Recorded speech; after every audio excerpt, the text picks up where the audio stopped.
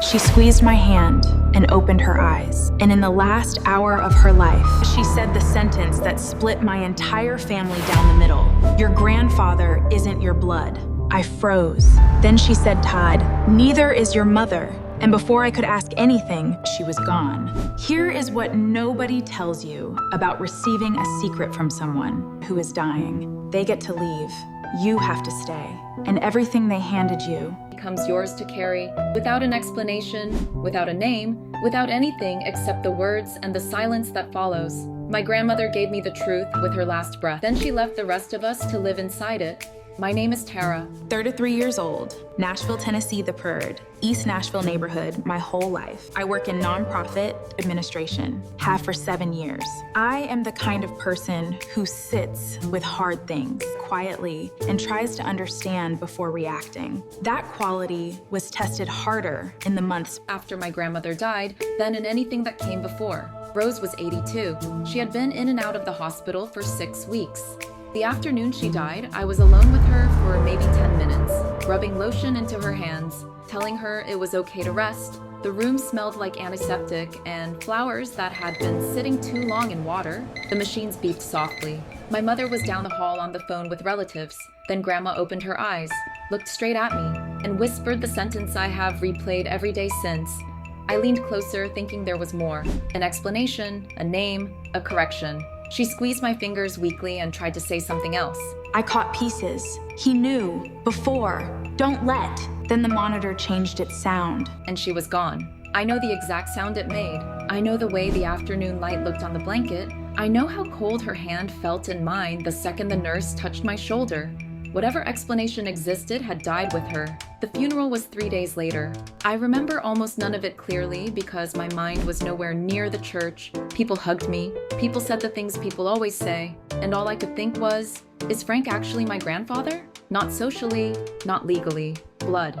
I hated myself for framing it that way while he was grieving. But once something like that gets planted, it spreads roots through every memory you have. I lasted 40 minutes back at my mother's house after the burial. Then I found her in the kitchen, still in black, taking a foil off a tray of sandwiches nobody wanted. What did Grandma mean? I said. She went completely still. Not confusion, not grief, recognition.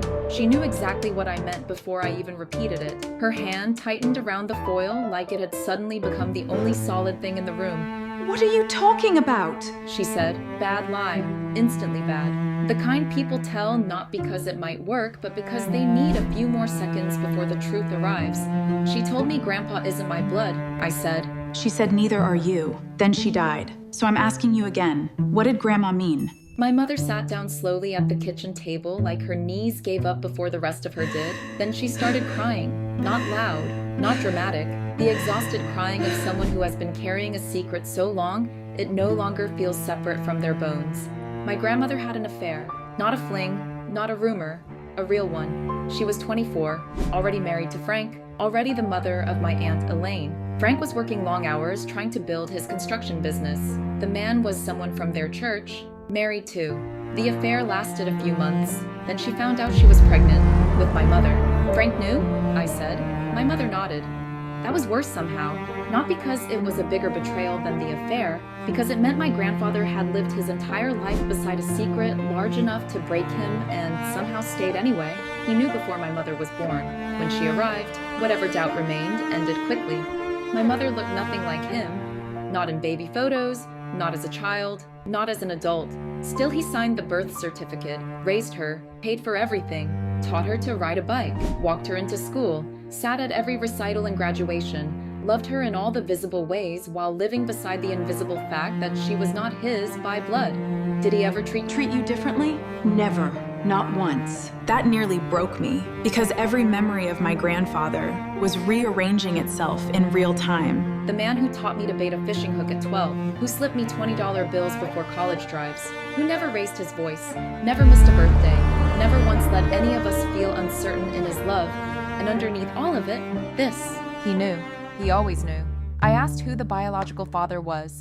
My mother shook her head. Grandma never told me for sure, for sure. Those two words lodged in me. The identity of the man who helped create my mother had dissolved somewhere between shame and time. The secret died with Grandma, which sounds poetic. In reality, it is infuriating. because it means the person who caused the fracture got to leave before facing the full shape of the damage.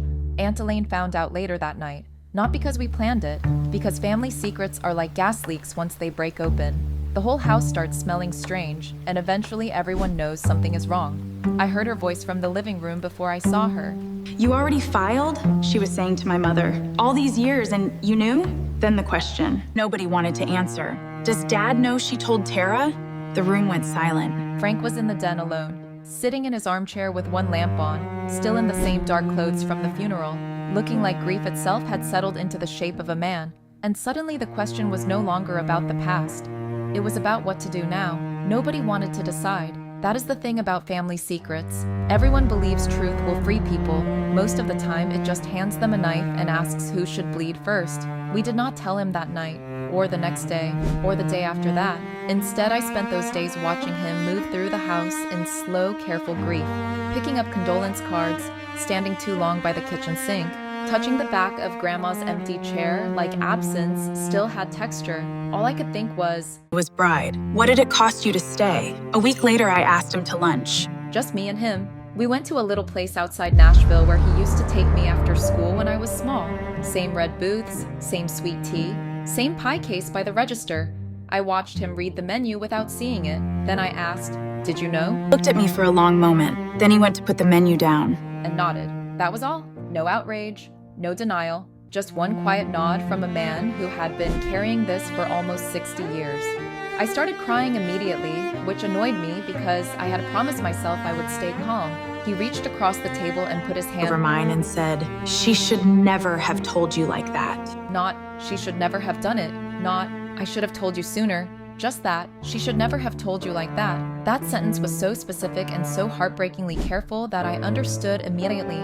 This was not a man blindsided by truth. This was a man who had spent decades turning pain into something manageable enough to live beside. I asked him why he stayed. He looked out the window for a moment. "Because your mother was mine." The minute I decided she was. I cannot think about that sentence for too long without losing the ability to speak. He said he loved Grandma, then hated her, then loved her. Again, in the way people sometimes do after enough years have passed, and the original wound becomes part of the foundation, whether you want it to or not.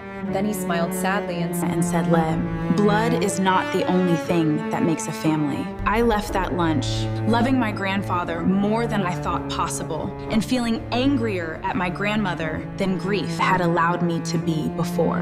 Because in the end, she did not leave us love. With her last words, she left us clean up. Months have passed now. My mother and aunt barely speak unless they have to. Family holidays feel like theater performed by tired people. No one knows the name of my mother's biological father. No one may ever know. Frank is still my grandfather. That part never changed for me. If anything, it became truer. Love chosen knowingly is heavier than blood inherited by accident. But something in the family broke when Grandma died, and I do not know if it can be put back together. A secret held that long does not disappear when it is finally spoken. It changes shape. It moves into every memory and asks to be reinterpreted. Grandma told me the truth before she died. Then she left the rest of us to live inside it. If you could press a button right now and know one truth your family has been keeping bang, would you press it? Tell me in the comments, yes or no, and why? Because I pressed mine by accident, and I am still deciding if I am glad I did.